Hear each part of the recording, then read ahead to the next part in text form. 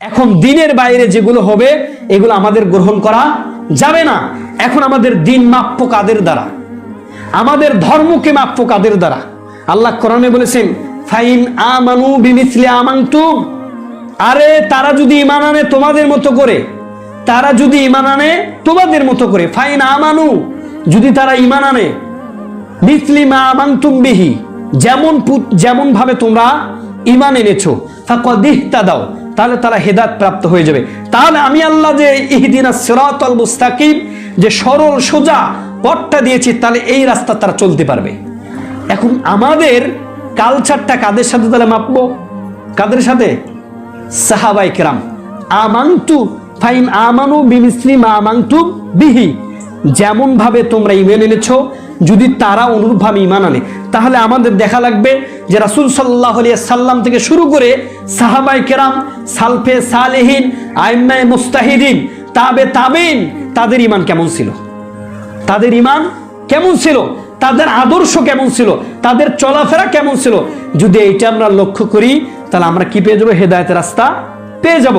এখন দেখা লাগবে আমি যে কালচারে চলতেছি, আমি যে আদর্শে চলতেছি, আমি যে মতবাদে চলতেছি, সাহাবায়ে কেরামদের যুগে এই মতবাদটা ছিল কিনা, রাসূলের যুগে এই মতবাদটা ছিল কিনা, রাসূল সাল্লাল্লাহু আলাইহি সাল্লাম এই দিবস, এই দিন, এই উদযাপন করেছেন কিনা, এটা আমাকে দেখা লাগবে।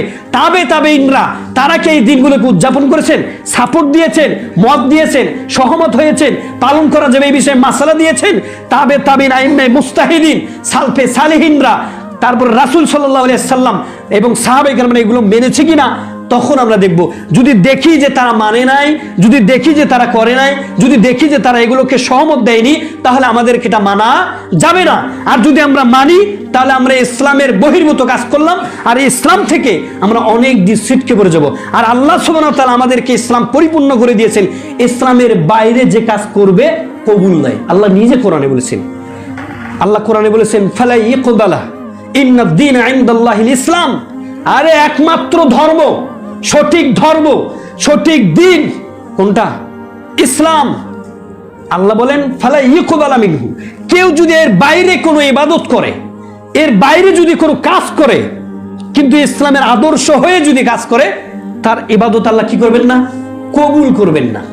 তাহলে আমরা মুসলমান দাবি করি, মুসলিম দাবি করি, ইমানদার দাবি করি, কিন্তু আমরা দেখা যায় আমরা বিভিন্ন কালচারের সাথে জড়িত, বিভিন্ন আদর্শের সাথে জড়িত, বিভিন্ন মতের সাথে জড়িত। এটা আমাদেরকে ইসলাম সাপোর্ট করে কিনা, আল্লাহ রাসূল সাল্লাল্লাহু আলাইহি ওয়াসাল্লাম এটা করেছেন কিনা, সাহাবায়ে কেরাম এটা করেছেন কিনা, এটা আমাদের দেখা লাগবে। আমি মনে করি যারা এই কাজগুলো করে তারা আল্লাহ রাসূলের দিকে